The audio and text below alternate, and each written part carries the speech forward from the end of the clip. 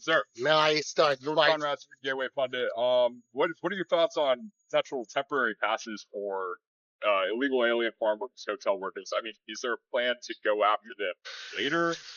I'm not going to get ahead of the president on that. I know they're discussing that.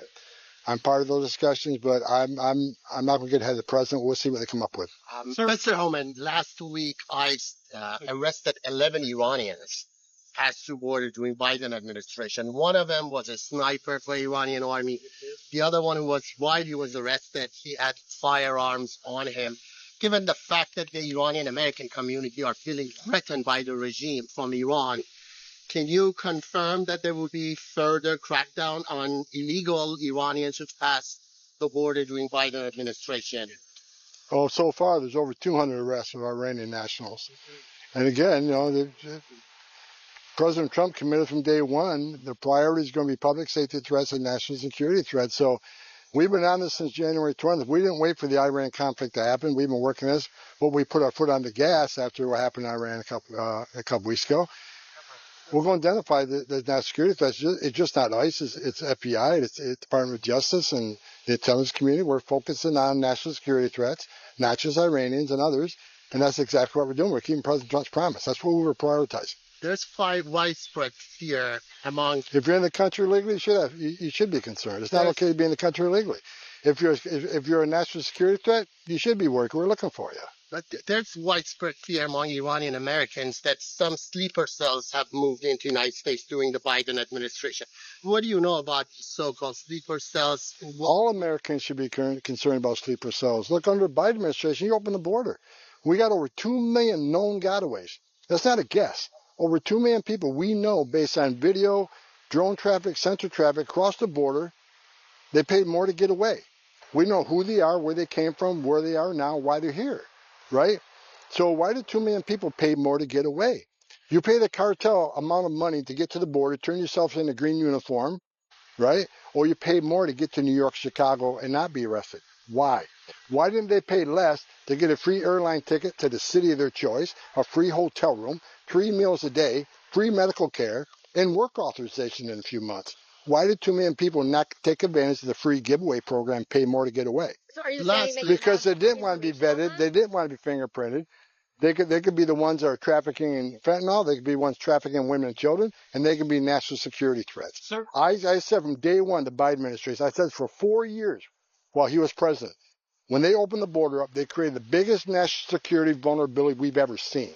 And that's just a fact, and we're seeing it play out. Lastly, there's a fatwa issued by 2 of the Iranian ayatollahs against President Trump, citing that if he attacks the supreme leader of Iran, it would be halal for Shiite followers to kill him, to assassinate him. Are you aware of that fatwa, and what's your response to it? Look, it's a little out of my lane, but we got the strongest president in the history of this country in office right now. So I don't think that worked out very well for him. So there are Marines stationed right now in the San Diego area helping with border protection.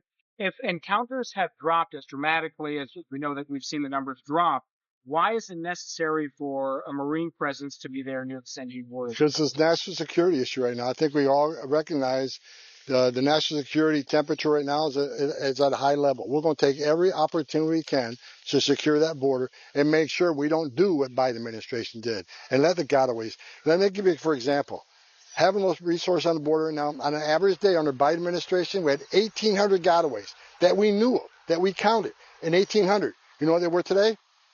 18.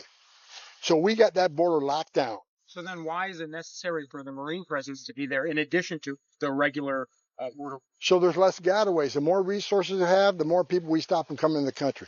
Especially right now during national security, the vulnerability we have right now with Iran and other countries, I'd rather have too many resources than not enough. Because once you make that mistake, there's no going back. Yes, ma'am. Thank you. Could you talk about that a little bit further in light of the July 4th holiday and what security threats are being watched right now? Concerns about sleeper cells or other things that have been in the country. Like the DHS put out a threat assessment 2 weeks ago. I agree with that. We are in heightened alert status right now, so every American needs to keep their eye open. Again, there's several places to report suspicious activity. You go to DHS hotline and report it there. But look, Today, we have the most secure border in the history of this nation. You can have some comfort of that. But the reason we have the most secure border in the history of this nation is because of President Trump's policy and having DOD assets assist Border Czar on the border. That's why we have that most secure border, which is why we need the big, beautiful bill passed.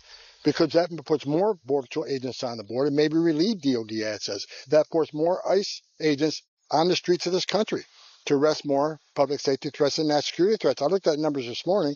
Over 200 Iranian nationals have been arrested by ICE and brought in. With more resources, we do more than national security work across the country. But right now, we got well over 20 million illegal aliens in this country. We got less than 5,000 deportation officers. We need the bill to get more agents on the street. We need more detention beds. Everybody arrest needs to be a bed before they get removed. And more contract work, so badges and guns who have immigration authority aren't sitting at a desk doing keystrokes on some administrative duty that can be done by a contract to put that badge and gun on the street to look for these national security threats. Big, beautiful bill is important. We need that passed right away. Quick question for you. There are reports of a 75-year-old Cuban national who died in ICE custody. He had lived in the United States for 60 years. He was being held in ICE detention in Florida. Is there anything you can tell us about that? There's still not a lot of information, how he died. I'm unaware of that. I'm not aware of that.